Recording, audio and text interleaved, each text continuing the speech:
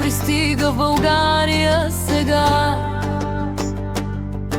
Наливай, ще го мислим утре.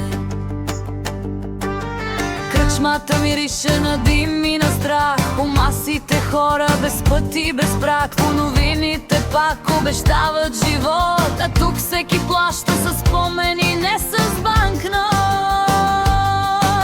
Един псува тихо, друг гледа в земята.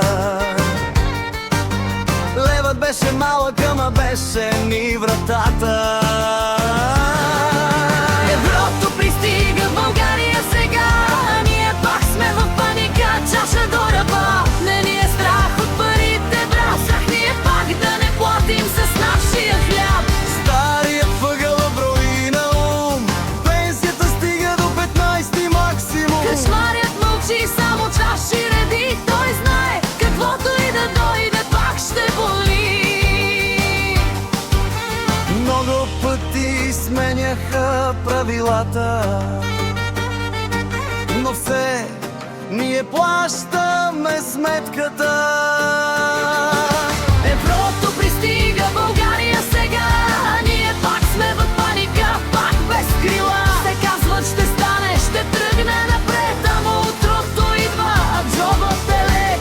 Не е в еврото болката стара, тя е в това, че все чакаме вяра, че всеки спасител идва със срок, а народът ни свикна да стиска зъб и живот.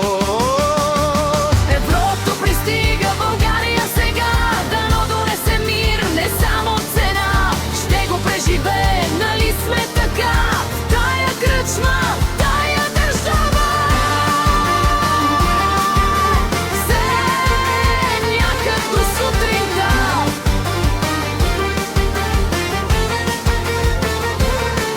Кръчмарю, пиши сметката в каквото и да е. Ние пак ще останем.